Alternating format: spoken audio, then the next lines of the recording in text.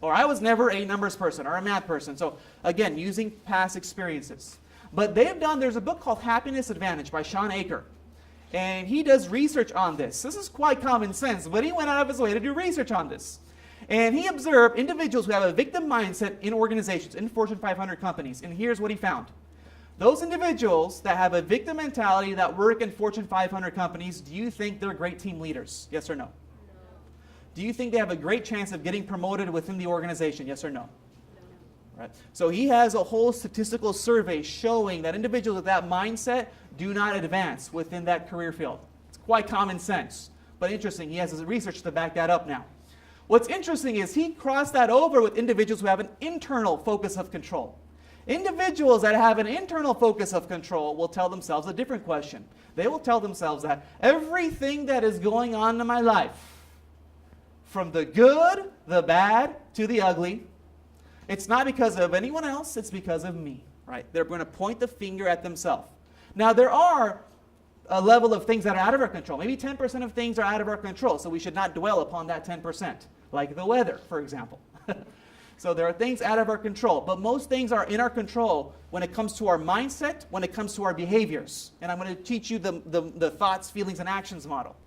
And so it's very important and essential for us to have that internal focus of control. What can I do to be proactive? Right? What's habit number 1 of the 7 habits? Does anyone know? Right? Have any of you read the 7 Habits of Highly Effective People? Dr. Stephen Covey. Excellent. Yeah, if you have not read that, put that on your to-do list for books to read. Powerful book that has changed my life. Stephen Covey, habit number 1, he says, be proactive, not reactive. He says, be proactive, not reactive. And that is about having that internal focus of control mentality. And so what's interesting, I taught John, I said, listen, John, that's fine. You have this mindset now, but we can retrain it. It is possible. You do have potential. Any goal that you have, let's get through those limiting barriers. So I had a long sit-down discussion. This took about 2 hours. I had to sit down with him to give him tools and strategies of how do you retrain the brain to refocus. And so I told him, I said, well, here's how the mind works. I had to go through a step-by-step process. I couldn't just teach him affirmations without understanding the principles behind positive affirmations. So what is interesting is we all have thoughts. And here I have on the PowerPoint slide here, I have TFAR. This is an acronym. And I love teaching in acronyms because this is how we can retain more information. And it's unfortunate, we only remember 10 to 15% of what we hear. So again, the repetition is so essential, right? Repetition. And we remember about 40 to 50% of what we practice. So when we learn it and practice it, the retention increases. So the letter T in TFAR stands for thoughts. Thoughts. And on average, can anyone guess how many thoughts do you think we have per day? And don't say lots.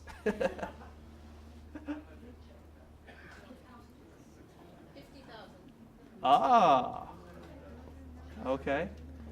So on average, researchers have estimated we have about 50,000 thoughts per day. Between, yeah. Lisa, good job. So it's a range. So 50 to 70,000. That's what researchers have estimated. Between 50 to 70,000 thoughts per day. Now, do you think we can monitor every single thought? Yes or no? Be quite a challenge.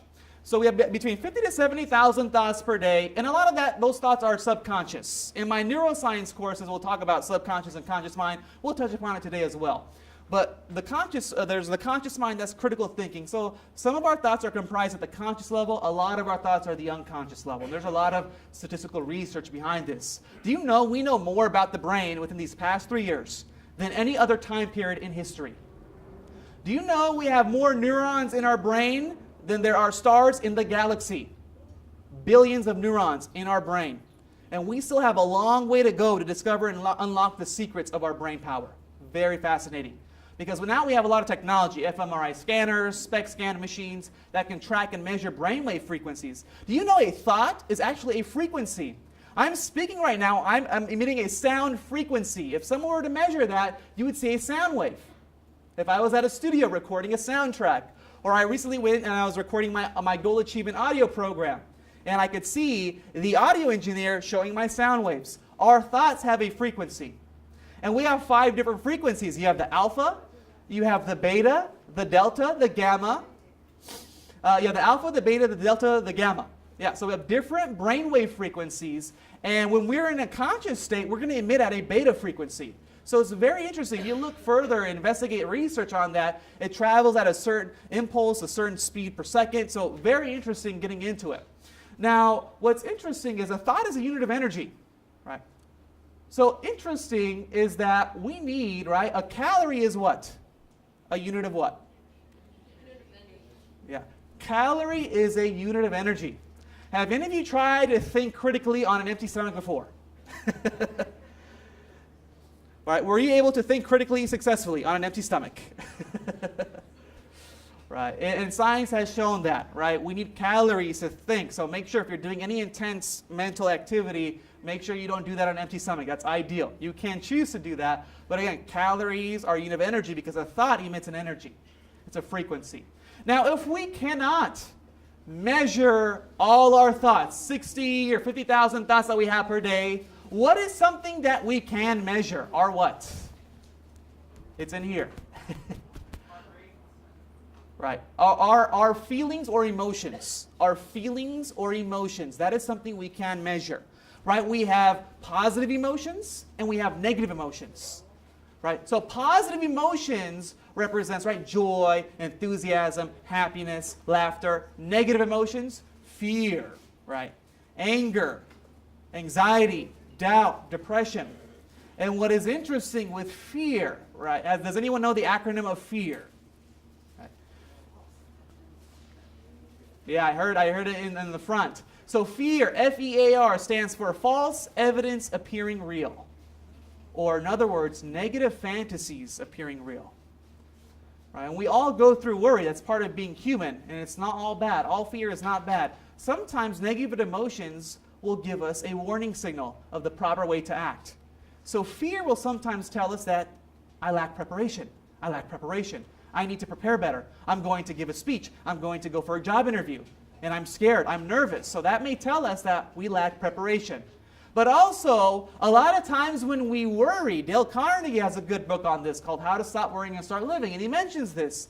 And he says, a lot of times when we worry, do you know that worry has not happened in the real world? Right? A lot of our worry is in the mind. It's imaginary. So again, that's why it's called false evidence appearing real or negative fantasies appearing real. So that's something to be mindful of. So when we have a thought impulse, here's how it works. Let's say I'm driving in my car, I'm at work, I'm stressed out. Right? We're human beings. We go through ups and downs. But our goal is that we should manage our downtime so we can recover quickly. Right? That's what I've tried to do. That's what I teach everyone who I'm encountering with. So what's interesting is, let's say I'm driving in my car and I have a thought. I'm a loser. I'm a loser. So if I have a thought, I'm a loser, immediately what that happens is that thought impulse goes into a component of our brain called the amygdala. Have any of you heard that phrase before, the amygdala? Excellent. So the amygdala is the emotional epicenter of our brain. Whenever we have a thought impulse, it goes to the amygdala. The amygdala attaches an emotion to that thought, and it transmits electrical signals or chemicals all throughout your body. So what is interesting is when my friend John, he came, and I explained this to him. When my friend John came home from work, and he looked at his clock, he looked at his calendar, and he had the thought, I got to go to the gym. Now, I want us to fill in the blank. What was his next thought about going to the gym? Going to the gym is what?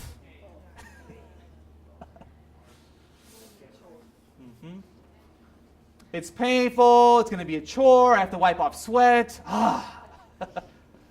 So the thought impulse went to the amygdala, and it attached a negative emotion to that thought.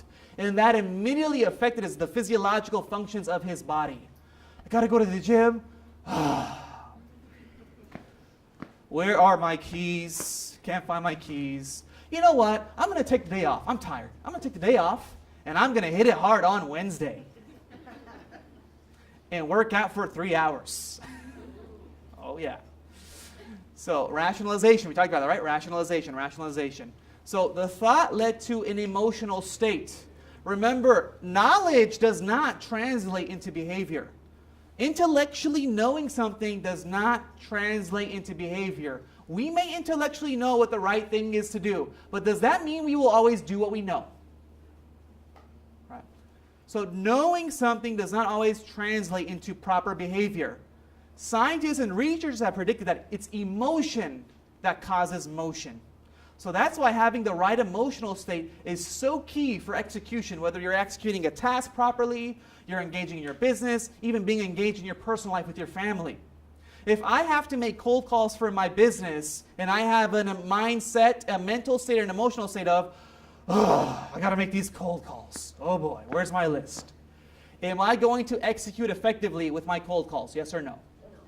Right. So emotional state is everything. And also, that's why he says story, there's state, and there's strategy, the 3 S's. So story, state, and strategy. That is so essential for us. If we master those, then we can really do anything we want. That gives us power.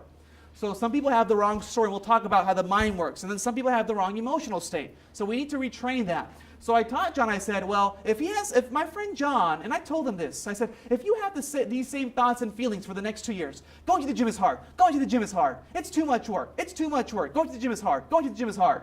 If you have these thoughts penetrating your mind day after day, year after year, do you think my friend John is going to continue and commit with his gym membership, yes or no? Do you think he will follow his meal plan?